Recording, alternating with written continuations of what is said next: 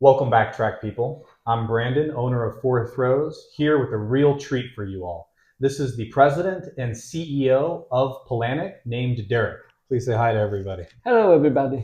So, as you guys all know, Polanik is a company that's been around for almost 60 years now. Is Yeah, that yeah. correct? Based in Poland, obviously in Europe, and they supply a wide range of products from hurdles and starting blocks. But obviously, for our purposes at Fourth Rows, they make some of the highest quality implements in the world. But they have a great and unique story from the start here. Obviously, because they were in Poland, the company was started during communism, which was difficult. So, can you tell us the kind of the history of how your father started Polanik and how it is here today? Yeah. Polanik was founded by my father in March 1966. And you're right, it was very hard time. It was during communism when it was impossible to make big private business. So at the beginning, it was my father, his 10 fingers, and it was started in small room, about 24 square meters. Okay. And at the beginning, he started from production of registration tables for the cars and another thing for homes like spoons, something like that. Activity in athletics business started at the beginning of 70s last In the century. 1970s 1970s, yes. is when he started focusing on track and field equipment. Yeah. And by the way, everybody, athletics is what the rest of the world calls track and field. So if you ever hear him say athletics, he just means track and field equipment. Yeah, exactly. He never been athlete like Okay. me, but for my father, he was a constructor and he loved do something from metal, and for him it was a challenge how to make javelin, and he got a proposal from some people who sell this equipment worldwide, because at communism during communism it was impossible to make export by private company Export outside of Poland. Poland. Okay. Yes, so it was a government export company who buy equipment from us and sell Okay. and make export. And he got a proposal to make javelins. And for my father, it was a challenge as for a constructor, and it was not a story like in other sport companies that the founder of company is former athlete. It was completely different story. Right. So he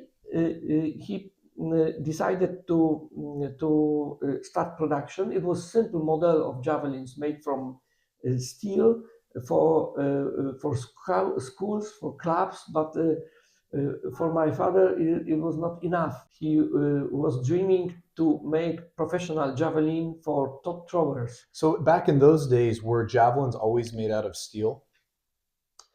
Because you said his is made out of steel, right? But nowadays, most javelins are made of aluminum. Aluminum, yes, Right. So yes. But at the beginning, he yeah. made these first javelins. It was made from steel. Is this Yeah. normal back then, you think? I don't think so. The better raw material for javelins it's duraluminum. Yes, of course. Yeah. It's alloy of aluminium and other metals. So that's why he was thinking to how to produce aluminium javelin made from aluminium tube, and it take about 5 years to think how to make it and to make machines and to make the technology. So he not only had to design the javelin, but he had to also think about what kind of machines, Yes, because they're he not readily available. he You need to he make them. he he prepared the technology Yes. and made special machine to produce. He made the machines. He made from zero. Wow. Yes, the machines, and these machines is working till now. Yeah, Okay, I just saw them. Yeah. yeah, after many improvement and so on. But this is still the same. At the beginning was only one machine. Now Yes. we have about middle of 80s, 1980s, he made a first aluminum javelin. And the one question is always one question to produce, and the second question to sell. Right. Yeah, nobody known him as a javelin producer. Right. He never been athlete. Didn't have any business contacts in this world, and and and additionally, he wanted to have permission from government to make direct export. And at that time, So you it need was special permission from the yes, communist government. it was still communism in Poland, and to make export by private company, and he must have permission from the Ministry of Trade. Okay. Yeah, it was terrible. It was impossible situation. So it was two ways of working. The one to produce the javelin, and the second to have possibility to make direct export. And he got it because in the second half of 80s last century, the situation in Poland was changed because it was so bad. The economy? The economy in Poland. So the government let the private business make more.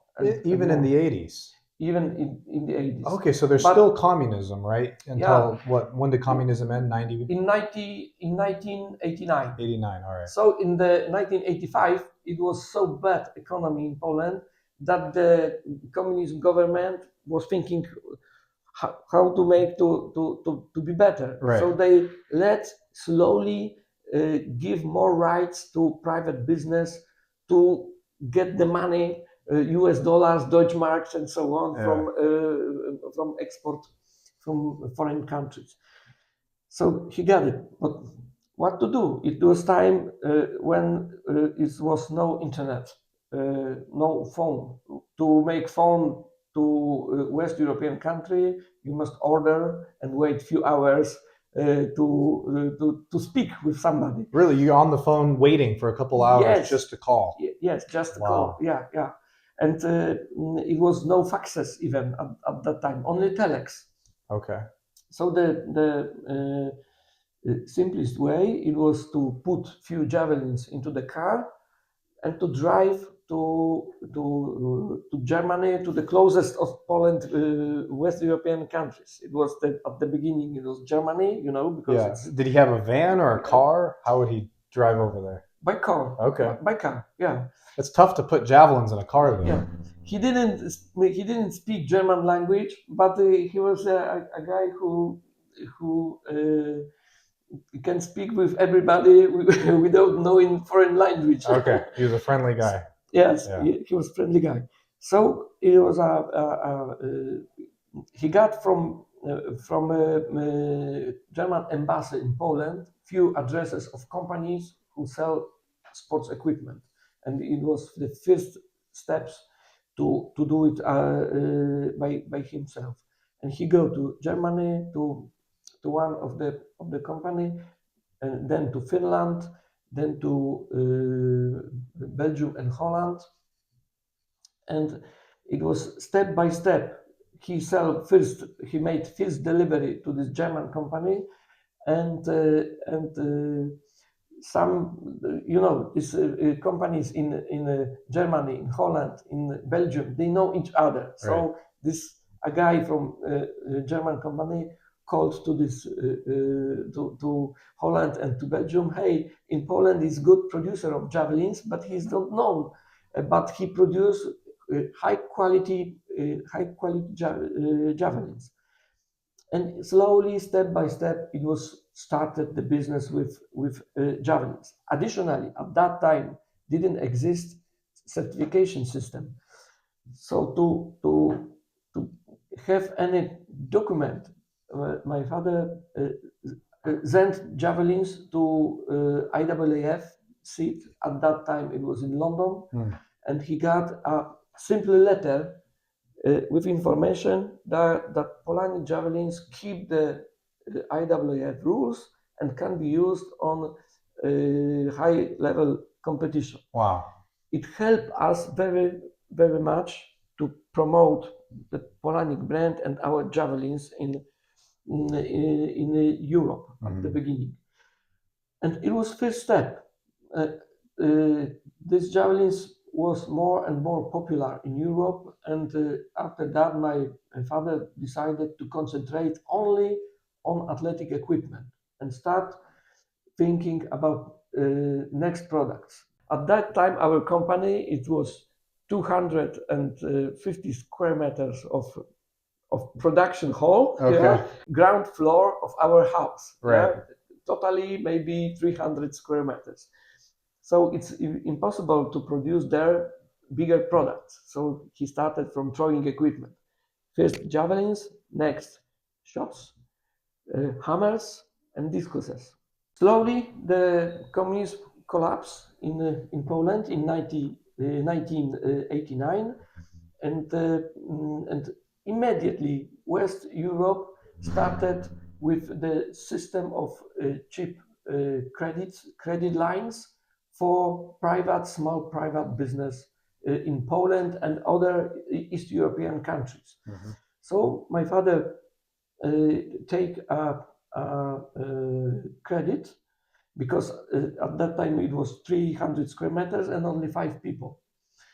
So the normal business was started in 1990. The first hall with 1,200 square meters. Okay. So at the beginning, when we moved these old machines from this first factory to this first hall, it was empty. Yeah. My father said, "I made too big hall. It's too small quantity of machines, and it's too big hall." But very fast, he made construction of hurdles and starting blocks and So he quickly expanded into many and things. was quickly expand because Yes. also the situation was changed. We was able to present our equipment of international fair Yes. in Munich on ISPO in Munich at the beginning, and in FSB Yes. in Cologne. At the early beginning, we didn't have own stand. We only have 2 square meters, small Okay. table and one chair. Polish company called Textile Impex. They produced clothes, yeah, Okay. apparel. So just a bunch of clothes at the booth, and then javelin salesman. Yes, Yeah. yes, and javelin salesman. One guy, one table, and 2 chairs. One for him and one for potential customer. Yeah? Right. So it was early beginning, and some people from Textile Impex helped to translate the talks because my father didn't speak German or English. First contacts helped very much to promote the brand, and then when we make the first production hall, the company extend very fast as you have They grew quickly with. quickly. Yeah. Yes, you had possibility to see hall A was in 1992, hall B in 2001, hall Right. C in 2006, hall Yeah. D in 2019. So they've just been expanding on the same property. You know, a building Yeah. here. When they say hall, they mean like a warehouse facility or factory. Yes. So they keep adding on these sections. Yeah, And the yeah. latest one was even added in 2022, right? Yes, Yes. yes. This with landing area department and galvanizing department. Right. You saw it, Yeah. Landing area meaning like the place that you land in the pole vault or the high jump or these Yeah. kind of pads they're now producing as well. So Exactly. So at that time we decided to concentrate on athletic equipment, and it was in 1988. I started my work in Polanik, but it was very short term because after 2 months I go to the army for 2 years. Yeah, and came back in 1990. What did you do in the army? Medical academy owned by army. Oh, Yeah, okay. at that time was now don't exist this. In those days, did all young men have to join the military? Yeah, Yes, for yeah. 2 years of For 2 years, forced service. Yeah.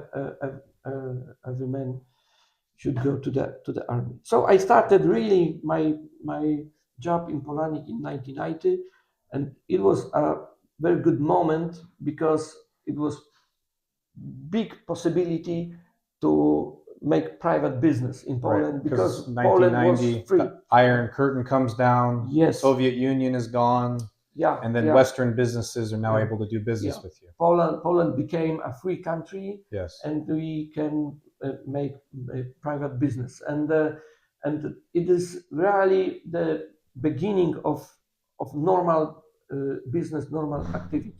My father was at that time in the same age like me now. He was 56, 57 years old.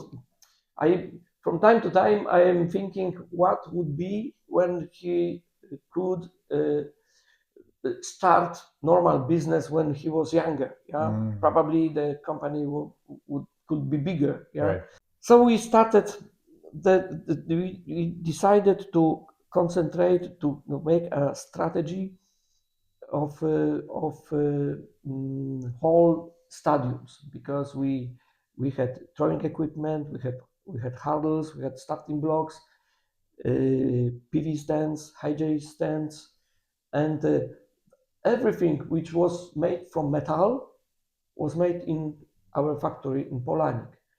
But at that time, we couldn't produce landing areas, produce from plastic, from composite, and so on. So my father concentrated on production because he loved it, and I concentrate on distribution and on buying on contact with suppliers. Yeah, it takes next few years to complete the offer and to have all equipment which is necessary to fulfill the athletic stadium. This was This very, includes like throwing cages. of course, Yes. yeah. We started production of throwing discus cages, yeah, everything which was necessary to Right. to make. This strategy was very important because it helped us to compete with big Absolutely. big companies like Nordic, like Dima, Right. like UCS, like Nishi. Yeah, to- and we've heard great things about the throwing cages, both hammer and discus cages that you guys make, even to this day. So, Mhm. if anybody is interested in equipping a track and field with throwing cages, Four Throws sells all the Planet cages that we can get you in very quick time. So, very high quality stuff. And you guys equip stadiums all across Europe, correct? Yeah, Yes. yeah, exactly. Of course, we have a very strong position. It's normally in Poland where we live, but also in Europe. But we all the time we are looking for business contacts all over the world. Our strategy is to produce top level products. We cooperate with top athletes, top throwers, to also to promote our brand, and we take care very much for the highest quality of our products. So now we have, I think, strong position in athletics world and compete with top producers in the world. And I hope to extend our activity also on US market. It's country which is very strong in athletics. One question I have is it makes sense to me how quickly Polanik grew after communism fell in 1990. But we've noticed a big increase in Polanik's growth even from, let's say, 2010 or when we started selling your guys' products. I think we began in 2016 or 2017 selling Polanik. I mean, it's like grown quite a bit even since then. What has caused that growth and expansion from in your company during that time? We, of course, when we moved from this old factory to new, it was only few people. But then after that, we are growing up 20, 30% yearly. Of course, now when we are strong and big company in this business, it's impossible to grow up so fast like before because uh, at that time we was not popular company. Now when we extend, grow up, it's harder and harder to fight for next customers. All right. You know that. But of course, the last 10 years, it's the period of very big growing up of our company because between last eight, I think 8 years, we doubled our production and warehouse area from about 4,000 to 5,000 square meters to It 10, doubled in what period of time? From last what? 8 years. Wow. So that's a big thing of if a company is growing this much, it's because they're providing a heck of a lot of value for a very reasonable price. And that's one of the reasons why Polanik throwing equipment has grown so much in the United States is because the quality is that of European quality, but the prices we've noticed are a lot cheaper Mhm. than some of your competitors, which gives great value to our American customers. And I think is one of the reasons why we see so many new buildings popping up here at the factory. Yeah. Yes, Yes. exactly. It's important for us to be a producer. It's globalization, and a lot of producers move production to Far East and so on. We decided to be producer, and about 80% of our range is produced here in our factory in Piotrków Trybunalski. That's why during the last 8 years, we doubled our production and warehouse area to 10,500 square meters. Yeah. Wow, that's absolutely incredible. Yeah, I think in the U.S., the Polanik name brand is becoming more powerful in that Mhm. when people see Polanik on a product, they know that it means quality. So Yeah. I commend you It's on nice to that. hear that, and we work hardly to keep this quality on the possibly highest level, and we hope that American athletes will trust us, trust our quality, and will use it during the top level. How do you guys make decisions on improving your products or bringing in new products like that? Because one of the cool things about Polanik, especially in the shot and hammer area, is the variety Mhm. of different weights and different diameters, which offers a huge advantage to athletes that are competing, but also just training. Because if an athlete, say, they're dealing with another company, and they're having like a shot put that's Mhm. 108 millimeters, right, which is standard. But if they want 110 millimeters, slightly larger shot because their Mhm. hand is Yeah. bigger, these other competitors they don't really offer that as a Yeah. possibility. Whereas with Polanik, I mean, you guys make 97 millimeter, Mhm. 108 millimeter. I Yeah. mean, almost every millimeter range, all the way up to the maximum Mhm. capability, which gives athletes the ability to customize exactly the diameter that fits their hand. Mhm. What led to that ability to have? I mean, you guys must have 10 times the amount of variety as other Mhm. people. What Yeah. led to that decision? Yeah, but it's generally technology of production of shots and hammers let us produce practically equipment in every weight, in every diameter. Yes. And we know that because our core, we started from throwing equipment, and our core products, it's throwing equipment. It was very important from us to help throwers who need every weight and every diameter. Yes. So when somebody come to us and some coach have training plan to athlete which use, for example, 726 shot during competition. Coach have training plan to use 7.5.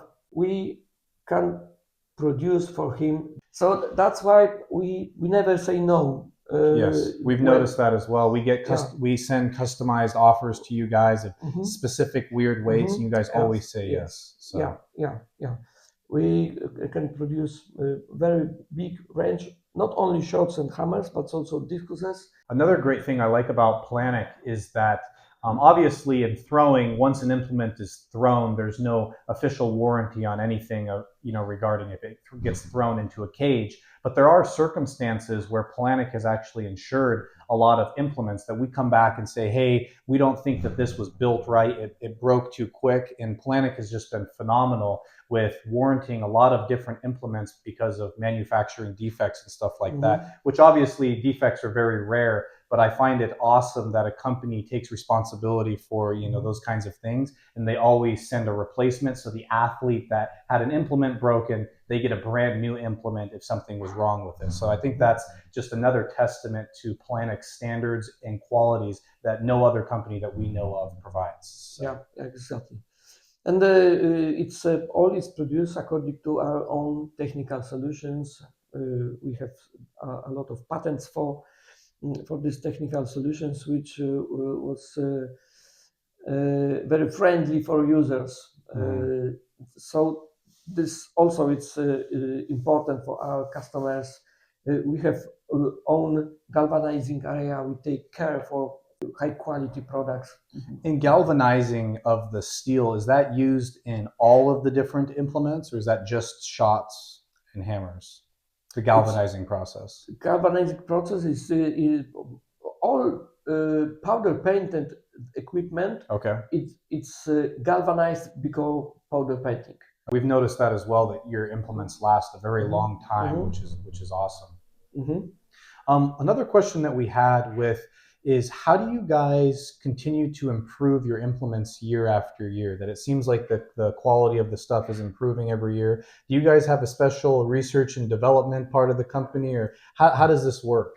Yeah, now it's easier than many years ago, because now we are known as a brand. Yes. Worldwide, and we are always very open for discussion, for remarks, informations, which help us to improve the products. Because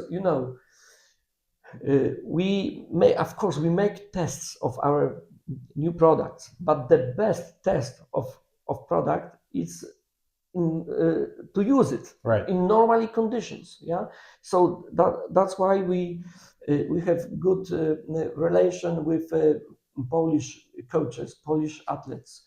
So you're constantly Olympic testing, centers. constantly testing. Of course, and we have a lot of good contacts with our distributors, and we ask our distributors to be in touch with coaches, athletes in their country. Yeah, to have a feedback what we can do to make this product better and better and better. Of course, we have some also.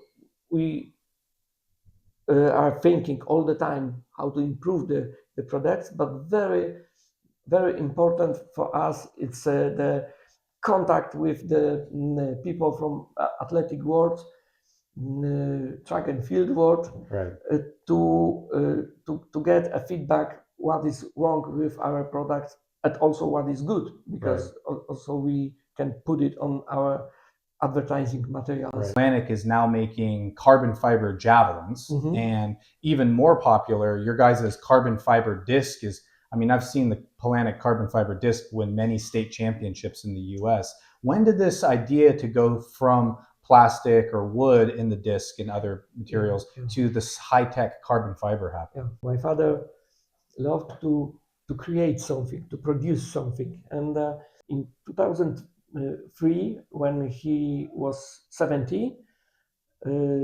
he decided to start process to giving the company to next generation. And we founded limited company, because before it was private company of my father, and it was limited company.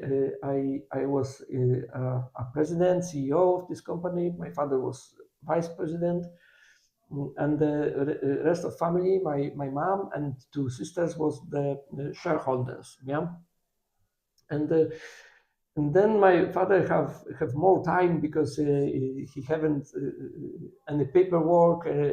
He take care only for production, but also at that time we have the organization structure. So it was not only me, my father, and the people, but we had the departments of company, production department, logistic department, technology department, booking department, sales department, and so on. And on each department was managers who take care for the normal activity. I had time to think about growing up the company, and my father was at that time in theory retired, but have time, and he was looking for next challenge for him. And So there was kind of some restructuring of the company, of the structure and legal documents, yeah, which allowed you to focus more on the office part of the business, mhm. and your father was more factory and focusing on Yes. improving and research and Yeah. development. So he started from the books for professionals, from internet, from contacts with people who know how to do something from carbon fiber, and again prepare technology and start production of carbon fiber plates. And we started production of discuses, carbon fiber discuses, and the next step was carbon fiber javelins. And it takes a few years, really. He concentrated only on production of carbon Fiber stuff, javelins, really? carbon fiber javelins. Yes. Yeah. It also it was his own technology, his own idea how to do that. He till the end of his life he was thinking about produce something new, something more, and so on. Like with the steel javelins, what I said before, it was very hard to start to find the customers for steel and aluminum javelins. Also, you know, on the market, the king of carbon it's Nemet and Nordic, Right. and now we're trying to push Polanik carbon javelins because it's also high quality, very good high quality product to grow up with the sales level. What led to the decision to make the carbon fiber discus, which is so popular and has won many championships in the U.S.? What led to the decision to make Polanik carbon fiber discs with the metal on the outside being brass? Because most discuses are made out of steel, right, nowadays. So how did you guys arrive at that decision? We want to put in the middle brass plate. Yes. Yeah, the same plate should be the same plate, like from the same material, like ring. Gotcha. Yeah? That's why Is that metal ring in the middle to make it stronger there? Because the discus hits the ground at that point, or because now we produce with plates and without plates. yes. Now the plate from carbon is so strong that this is not necessary to use additional metal plate. It's also so strong with plates and without plate. Gotcha.